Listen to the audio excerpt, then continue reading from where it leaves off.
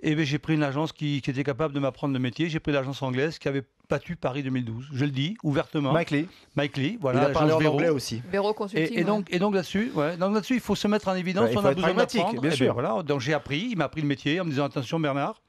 Par rapport à 2012, qu'est-ce que vous avez appris avec j'ai appris deux choses. Vous a fait perdre. J'ai appris deux choses. J'ai appris deux choses, c'est qu'on était peut-être un peu trop imbus sur notre candidature par elle-même et que c'était pas suffisant. On avait le boulard, quoi. Et voilà. Et deuxième chose, on avait peut-être mis de la vitrine devant avec que des mecs, pas une femme, pas de garçons qui étaient forcément d'autres couleurs ou d'autres origines. C'était vraiment manque de diversité. Manquait de diversité, manquait de richesse, manquait de choses qui étaient vraiment significatives de la France aujourd'hui, dans cette diversité qui nous construit pour demain.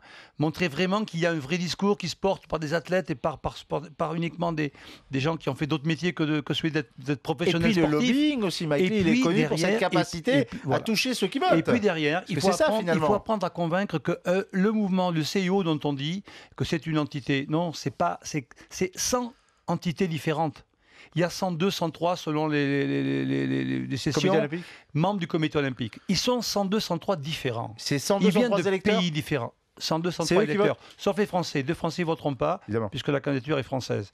Mais ces gens-là, donc c'est 100 personnes à toucher. Il faut apprendre individuellement à les connaître, à les rencontrer, à parler avec eux, à expliquer ce que nous faisons, comment nous faisons, de dont ils ont besoin éventuellement pour qu'on apporte un soutien. Soyons concrets, Président. Français. Ça veut dire quoi? Vous avez des 100 fiches, ces 100 personnes, vous allez les rencontrer? Oui, vous avez des gens qui vont les rencontrer je les ai vus chacun 2 à 3 fois chez eux, dans leur sport, dans leur métier, dans leurs réunions. J'ai été les voir chaque fois qu'il y avait l'occasion de leur montrer qu'on était disponible, qu'on était convaincus qu'on avait le meilleur dossier et d'ailleurs qu'on allait leur prouver pourquoi pour le 7, ce dossier. Et on partait pour le 7. Et donc on est parti, et je suis parti personnellement, on était 5, 4 athlètes et ma pomme.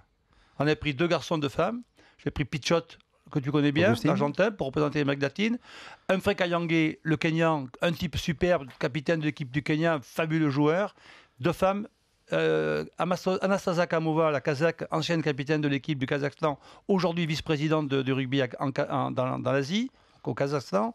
Et j'avais pris Cheryl Soon, l'Australienne, capitaine de l'équipe d'Australie. 2 femmes, 2 hommes, 4 athlètes. Et fabuleux. Des gens extraordinaires. Et guest star, John Alomu. Ouais. Avec ça, on peut se présenter n'importe où. Parce qu'on parle sport, parce qu'on parle réalité.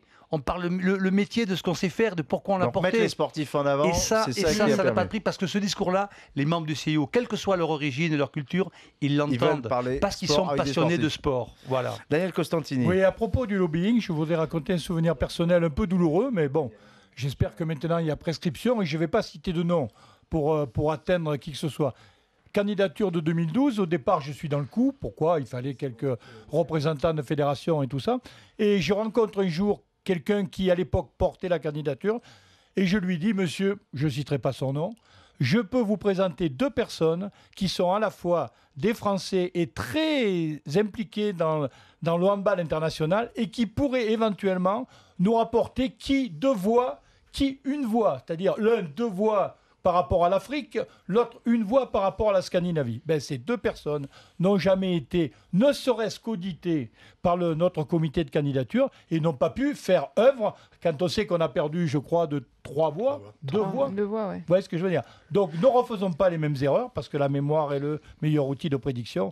Et sachons au niveau du lobbying, s'entourer de gens qui sont capables d'eux. Point de suspension. Pascal Boniface, directeur de l'IRIS. Le lobbying sportif, ça consisterait en quoi? On a un exemple avec Bernard Lapassé. Que faut-il faire? Que faut-il ne pas faire? C'est de la diplomatie sportive. Il ne faut pas avoir peur du terme lobbying. C'est de l'influence, c'est de la conviction. C'est de convaincre quelqu'un que votre dossier est le meilleur que l'autre. Donc en France, on pense lobbying, et votre plaisanterie au départ le montre. On pense achat, corruption, etc. C'est un gros mot le lobbying. Oui, mais c'est un métier ailleurs. Ici, c'est une insulte. Oui, mais c'est, je veux dire, c'est la frontière quelque chose... est ténue quand même entre alors là, je sors de mon... La corruption, c'est la corruption. La corruption, c'est payer quelqu'un pour faire quelque chose qu'il n'aurait pas fait c'est autrement. C'est pas ça le lobbying. Le lobbying, c'est le convaincre. C'est ce qu'on appelle en fait dans géopolitique le soft power. C'est convaincre, c'est faire à quelqu'un quelque chose parce que non pas vous lui imposer, non pas vous l'obliger à faire quelque chose. Ça, c'est la puissance dure. Mais la puissance douce, c'est parce que vous l'avez convaincu qu'il vaut mieux pour le mouvement olympique que les Jeux soient à Paris, qu'il vaut mieux pour le rayonnement du sport que les Jeux soient à Paris, parce que c'est là qu'il y aura la meilleure exposition. C'est là que les sportifs auront le meilleur accueil.